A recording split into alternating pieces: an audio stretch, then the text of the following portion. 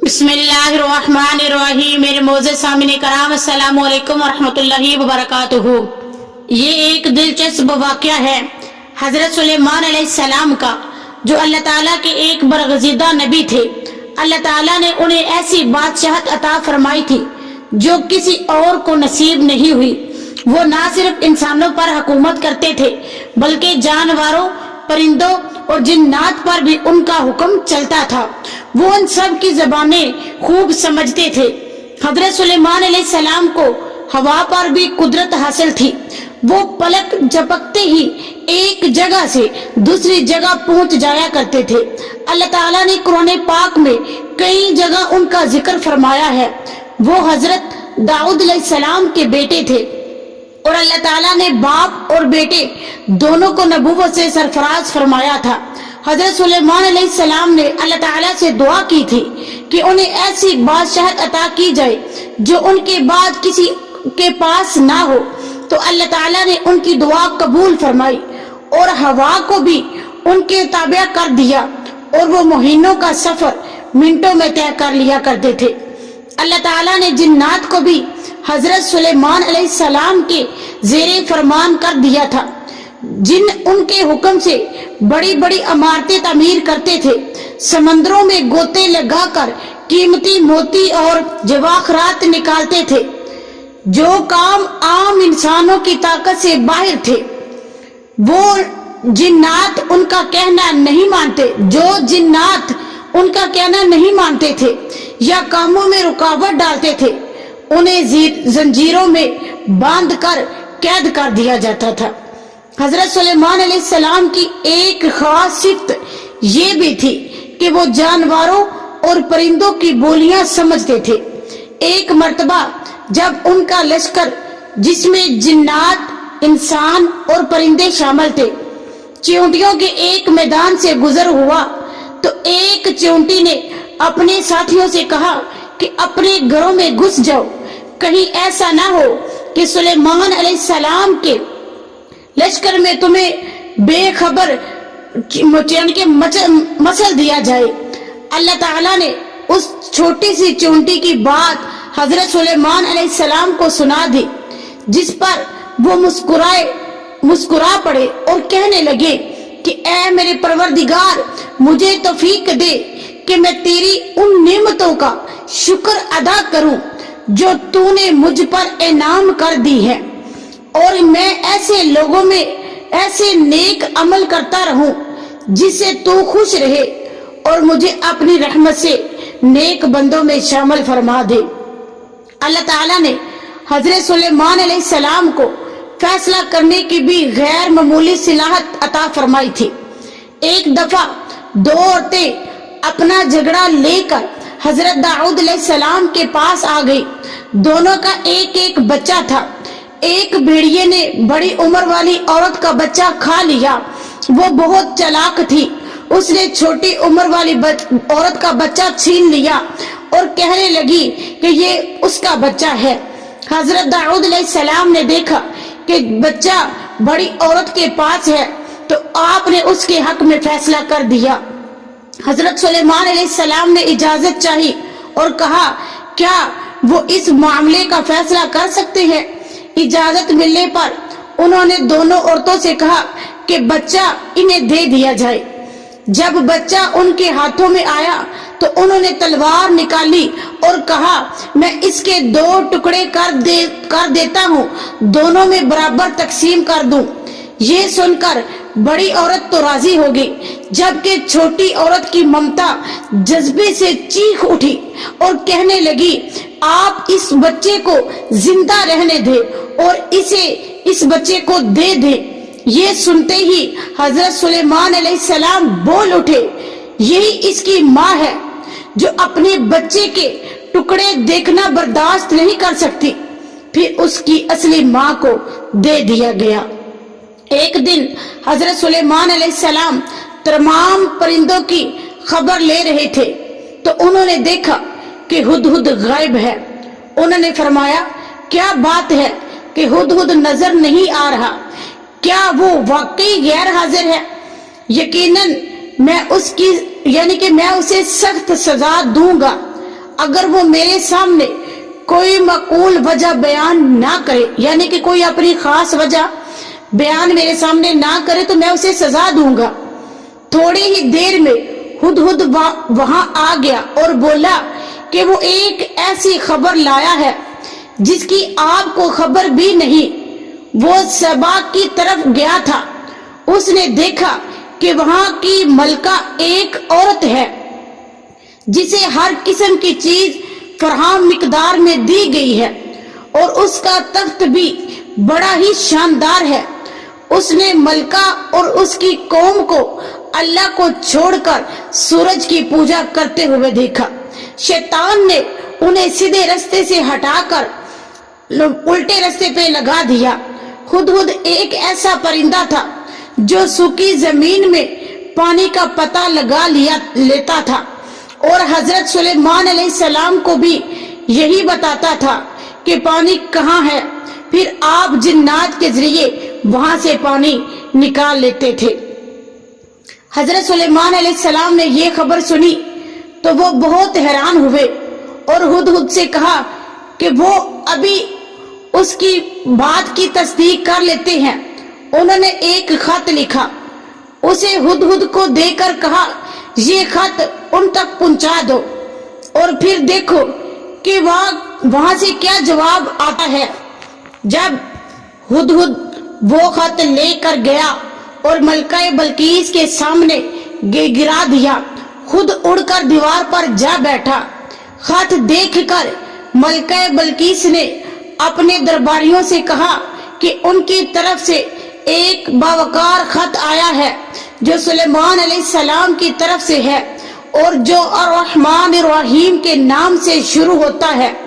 اس میں لکھا ہے کہ سرکشی نہ کرو اور مسلمان بن کر ان کے پاس آ جاؤ۔ ملکہ بلقیس نے اپنے سرداروں سے مشورہ کیا اور اس معاملے میں کیا کرے۔ سب نے جواب دیا کہ وہ طاقت اور قوت والی ہے اور سخت لڑنے والے ہیں۔ آگے ملکہ یعنی کہ انہوں نے کہا آگے ملکہ کو اختیار ہے کہ وہ جو حکم فرمائے۔ ملکہ بلقیس نے کہا کہ بادشاہ جب کسی بستی میں گھستے ہیں تو اسے ویران کر دیتے ہیں اور وہاں کے معزز لوگوں کو ذلیل کرتے ہیں، اور یہ لوگ بھی ایسے ہی کریں گے۔ اس لیے اس نے فیصلہ کیا کہ وہ حضرت سلیمان علیہ السلام کو ایک قیمتی تحفہ بھیجے گی تاکہ جنگ کی نوبت نہ آئے۔ وہ یہ بھی اندازہ لگانا چاہتی تھی کہ حضرت سلیمان علیہ السلام کس قسم کے بادشاہ ہیں اور کیا وہ ان کے خلاف لڑ سکتی ہے یا نہیں۔ چنانچہ ملکہ بلقیس نے فلسطین کی طرف سے بے شمار تحفے روانہ کیے تاکہ لڑائی نہ ہو، لیکن جب یہ تحفے حضرت سلیمان علیہ السلام کے پاس پہنچے تو وہ ناراض ہو گئے۔ قاصد جب ان کے پاس پہنچا تو انہوں نے فرمایا کیا تم مال سے ان کی مدد کرنا چاہتے ہو؟ انہوں نے اپنے رب سے انہیں تو ان کے رب نے اس سے کہیں زیادہ بہتر عطا کیا ہے جو اس نے نہیں دیا، بس وہ اپنے تحفوں سے خوش رہے اور ان کی طرف ایسا لشکر لے کر آئیں گے جس کے مقابلے کی ان میں طاقت نہیں ہوگی، اور وہ انہیں ذلیل کر کے وہاں سے نکال باہر کریں گے۔ قاصد نے واپس جا کر ملکہ بلقیس کو یہ ساری صورتحال بتائی تو وہ خوف زدہ ہوگی۔ ملکہ بلقیس نے حضرت سلیمان علیہ السلام کو پیغام بھیجا کہ وہ سلام قبول کرنے کے لیے تیار ہے۔ جب یہ پیغام حضرت سلیمان علیہ السلام تک پہنچا تو انہوں نے اپنے درباریوں سے پوچھا کہ ان میں سے کوئی ہے جو ملکہ بلقیس کے یہاں پہنچنے سے پہلے ان کا تخت یہاں لائے۔ ایک جن نے کہا کہ وہ اپنی مجلس سے اٹھنے سے اپنی مجلس جو ان کی بیل لگی ہوئی ہے ان کے اٹھنے سے پہلے ہی तख्त ला सकता है। एक शख्स के पास किताबी इल्म था, बोला कि वो पलक झपकने से पहले उनका तख्त वहां से यहाँ तक पहुंचा सकता है। तो और उसने फौरन मलका बल्कीस का तख्त हजरत सुलेमान अलैहिस्सलाम के सामने लाकर रख दिया। जब हजरत सुलेमान अलैहिस्सलाम ने तख्त को अपने सामने पाया तो उन्होंने फरमाया कि ये उनके रब का फजल है, ताकि वो उन्हें आजमाए कि वो शुक्रगुजारी करते हैं या नाशुक्री। जो शुक्रगुजारी करे वो अपने ही फायदे के लिए शुक्रगुजार है, और जो नाशुक्री करे तो उनका परवरदिगार बेपरवाह और करम करने वाला है। फिर हजरत सुलेमान अलैहिस्सलाम ने उस तख्त में यानी कि तब्दीली का हुक्म दिया। उस तख्त में हीरे जवाहरात निकाल दिए गए और दूसरी जगह पर लगा दिए गए ताकि उसकी सूरत बदली जाए। जब मलका बल्कीस वहां आई तो उससे पूछा गया, क्या उनका तख्त भी ऐसा है? मलका बल्कीस ने तो हाँ कहा, क्योंकि वो तो अपना तख्त सबा के इलाके में छोड़ आई थी, और ना ही उन्होंने ना कहा, क्योंकि ये उन्हीं का तख्त महसूस हो रहा था। अलबत्ता उसमें कुछ तब्दीली जरूर महसूस हो रही थी। काफी सोच विचार के बाद उन्होंने जवाब दिया कि ये तख्त उनका ही है। उसके बाद हजरत सुलेमान अलैहिस्सलाम मलका बल्कीस को एक महल में ले गए। वहां अपनी सल्तनत का एक ऐसा मंजर दिखाना चाहते थे जो किसी इंसान ने पहले ना देखा हुआ। ये महल मुकम्मल तौर पर शीशे का बना हुआ था, जिससे दूसरी तरफ देखा जा सकता था।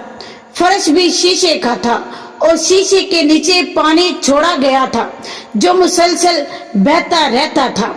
जब हजरत सुलेमान अलैहिस्सलाम ने मलका बल्कीस को लेकर उस महल में दाखिल हुए, वो बहुत हैरान हुई कि उस महल में तो पानी बह रहा है। उन्होंने अपना लिबास कुछ ऊपर कर लिया ताकि वो भीग न जाए। फिर जब मलका बल्कीस ने अपना पांव पानी में रखना चाहा तो वो शीशे पर यानी कि वो उनका पांव शीशे पर पड़ा। इस बात पर उन्हें ये शीशे का महल इतना शानदार था कि उसे जिन्नात के जरिए बनाया गया था। जब उनका पांव शीशे पर पड़ा, इस बात पर उन्हें बहुत शर्मिंदगी महसूस हुई। वो पहले धोखा खा गई, और ये इतना खूबसूरत था कि जिन्नात के जरिए इसे बनाया गया था। हजरत सुलेमान अलैहिस्सलाम ने फरमाया कि ये एक ऐसा महल है जिसके नीचे भी शीशा जड़ा हुआ है। ये अजीम सल्तनत देखकर वो जान गई कि हजरत सुलेमान अलैहिस्सलाम सिर्फ बादशाह ही नहीं बल्कि अल्लाह के नबी भी हैं। हजरत सुलेमान अलैहिस्सलाम ने मलका बल्कीस को ऐसे मोजज़ात इसलिए दिखाए ताकि उन्हें यकीन हो जाए कि अगर दुनिया की सल्तनत इतनी ही बेहतरीन हो सकती है तो अल्लाह की बादशाह कैसी होगी।